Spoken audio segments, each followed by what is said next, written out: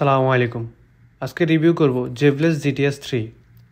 যারা 1500 থেকে 1700 টাকার আশেপাশে স্মার্ট ওয়াচ নিতে চাচ্ছেন তাদের জন্য এটা হতে পারে বেস্ট চয়েস।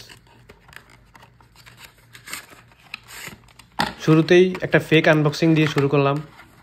বক্সের ভিতরে নাসার কিছু কাগজপত্র and then magnetic charging cable and last GTS 3 ও স্মার্ট ওয়াচ। চার্জিং ম্যাগনেটটা খুবই উইক, এমনি চার্জে কোনো প্রবলেম হয় না। বিল্ড কোয়ালিটি অ্যান্ড ডিজাইন, এই ওয়াচের 3টা কালার ভ্যারিয়েন্ট আছে, jet black, midnight blue and rose pink. Power on করি। ডিজাইনের দিক থেকে দেখতে অনেকটা অ্যাপল ওয়াচের মতো। ঘড়িটা মোটামুটি স্লিম, থিকনেস 11 mm। এর বডি অ্যান্ড ব্যাক সাইডে প্লাস্টিক তৈরি। এটাতে এল শেপের স্ট্র্যাপ দেওয়া হয়েছে, যার কারণে ইজিলি চেঞ্জ করতে পারবেন। সিলিকন স্ট্র্যাপ হওয়ায় বেশ আরামদায়ক মনে হবে। কারো কারো কাছে এটা একটু বেশি সফট হতে পারে, তবে আমার কাছেই ঠিকঠাকই লেগেছে। আর হ্যাঁ, স্ট্র্যাপ সাইজ 22 mm। ওয়াচটির weight only 35 grams, without strap only 21 grams. বেশ লাইট ওয়েট এটা, হাতে পরে থাকলে মনেই হবে না যে কোনো কিছু হাতে আছে। এতে একটাই সাইড বাটন, ক্লিক করলে ভালো ট্যাকটাইল ফিল দেয়। বাটনটা একটু হার্ড মনে হতে পারে। এই ওয়াচের সবচেয়ে সুন্দর দিক হচ্ছে এর ডিসপ্লেটা। ডিসপ্লের চারপাশে কার্ভড করে দেওয়ায় মনে হচ্ছে এক্সপেন্সিভ কোনো ওয়াচ।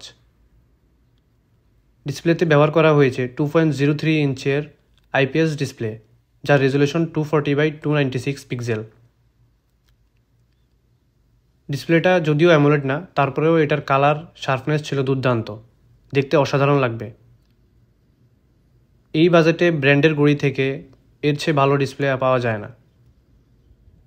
আর আউটডোর ভিজিবিলিটি খুবই ভালো। ডিরেক্ট সানলাইটে টেস্ট করে দেখেছি, যথেষ্ট ব্রাইট এই ঘড়ি। আমি ব্রাইটনেস কমিয়ে বাড়িয়ে দেখাচ্ছি।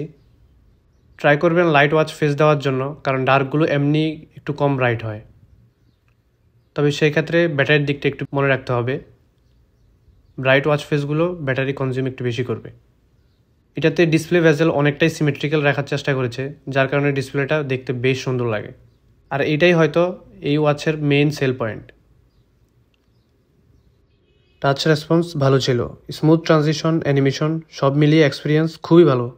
বাজেট হিসাবে কমপ্লেন করার জায়গা নেই, তবে মাঝে মাঝে মিস টাচ হয়, এটা খেয়াল করলাম।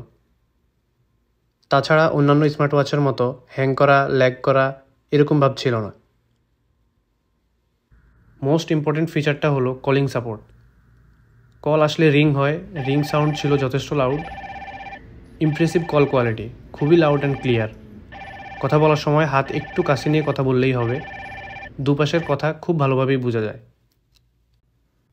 এই স্পিকার দিয়েই ফোনের অডিও এখানে চালাতে পারবেন, মানে আপনি ইউটিউব ইউজ করবেন ফোনে আর অডিও চলবে ঘড়িতে। ব্যাপারটা বিরক্তকর হলেও এটাই ফিচার। হোয়াটসঅ্যাপ, মেসেঞ্জার সহ ফোনের সব নোটিফিকেশন ঘড়িতেই রিসিভ করতে পারবেন। হার্ট রেট মনিটরিংটা মোটামুটি অ্যাকুরেট, 24 ঘন্টা ট্র্যাকিং করে, চাইলে ওইটা অফ করে রাখতে পারেন। স্লিপ ট্র্যাকিংয়ে ঘুম কতক্ষণ হয়েছে, লাইট স্লিপ, ডিপ স্লিপ দেখায়। স্টেপ কাউন্টার ভালোভাবে হিসাব রাখে, তবে খুব নিখুঁত না। কখনো কখনো 20-30 স্টেপ, আবার কখনো কখনো 50+ স্টেপ ডিফারেন্স হয়ে যায়। অক্সিজেন মিটার, ব্লাড প্রেশার এগুলো হুদাই, কোনো কাজের না, এমনি দিল আর কি। এই ওয়াচে 280 mAh লিথিয়াম পলিমার ব্যাটারি দেওয়া হয়েছে। ব্যাটারি আমার কাছে একটু কম মনে হয়েছে, যদিও জেভলেস ক্লেম করে এটা থেকে 15 দিন ব্যাটারি ব্যাকআপ পাওয়া যাবে। বিষয়টা আংশিক সত্য, কারণ আপনি যদি ফোনের সাথে কানেক্ট রেখে phone call, heart rate, sleep count, step monitoring এরকম অল ফিচার্স ইউজ করেন, তাহলে ম্যাক্সিমাম 3 থেকে 4 দিন যাবে। আর যদি নর্মালি ইউজ করেন তাহলে মোটামুটি 10 থেকে 12 দিনের মতো ব্যাকআপ পাবেন। চার্জিংয়ের সময় দেখতে অনেক সুন্দর লাগে, মনে হচ্ছে অলওয়েজ অন ডিসপ্লে। এটা যদি অলওয়েজ অন ডিসপ্লে হিসেবে সেট করা যেত অসাধারণ লাগতো। চার্জিংয়ের সময় ঘড়ি ইউজ করতে পারবেন না, ব্যাপারটা খুবই ভালো। বাজেট ওয়াচগুলোতে এখন IP68 রেটিং দেওয়া হচ্ছে। মোটামুটি সব বাজেট ওয়াচে এখন IP68 অফার করতেছে, সো এটাও এর ব্যতিক্রম না। ওয়াটারপ্রুফ রেটিং হিসাবে IP68 দেওয়া হয়েছে এই ঘড়িতে। এটা নিয়ে উজু করা বা আপনি বাইকে আসেন এমন সময় বৃষ্টি হচ্ছে, সো এরকম ডেইলি লাইফ অ্যাকশনে কোনো প্রবলেম হবে না। তবে এটা নিয়ে সুইমিং করা বা ওয়াটার প্রেশার বেশি এরকম জায়গায় বেচানো ঠিক হবে না। এবার ঘড়ির ভিতরে দেখি কি কি এক্সট্রা ফিচার্স আছে। Brightness, do not disturb mode, power mode, calling and setting.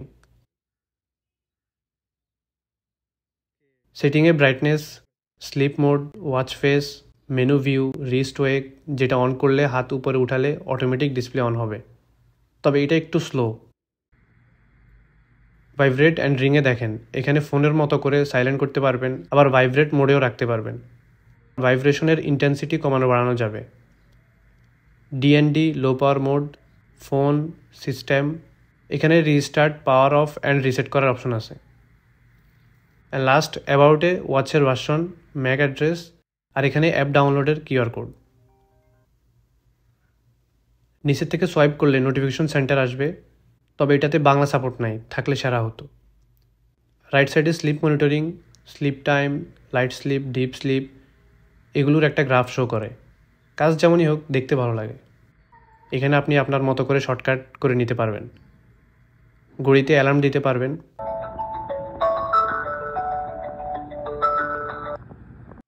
এখানে দৌড়াদৌড়ি, চাপাচাপি, এরকম কিছু হাবিজাবি অ্যাক্টিভিটি মোড আছে।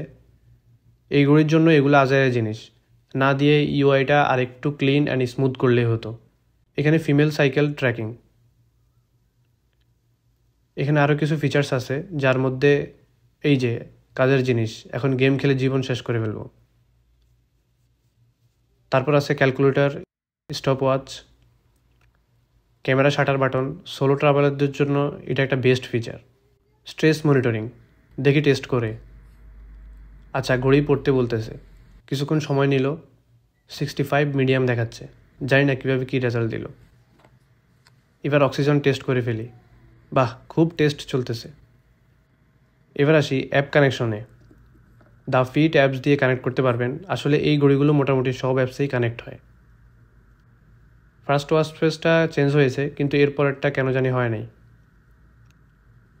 হোমে এখানে স্টেপ কাউন্ট, স্লিপ মনিটরিংস ডিটেইলস দেখতে পারবেন। Heart rate, blood pressure and oxygen stress, period, এই সকল ফিচার্সের ডিটেলস ডাটা দেখতে পারবেন। এখানে কিছু এক্সারসাইজ ক্লাস আছে, পাশে ওয়ার্কআউট। যারা বাইরে সাইক্লিং, এক্সারসাইজ করেন তারা এই ফিচার্সগুলো ইউজ করে ডাটা রাখতে পারবেন। কাস্টমাইজড ওয়াচ ফেস সেকশনে শত শত ওয়াচ ফেস আছে, তবে এগুলোর জন্য ডাটা অন থাকা লাগবে। ওয়াচ ফেসগুলো ক্যাটাগরি করে আলাদা করে দেওয়া হয়েছে। কোন কোন অ্যাপসের নোটিফিকেশন রিসিভ করতে চান সেটা এখান থেকে অ্যালাউ করে দিতে পারবেন। অনেক লম্বা ভিডিও হয়ে গেছে, শেষ পর্যন্ত কে কে ছিলেন জানি না। যারা ছিলেন অসংখ্য ধন্যবাদ এতক্ষণ ধরে বকবক শোনার জন্য। বিদায় আজকের জন্য, টাটা, আল্লাহ হাফেজ।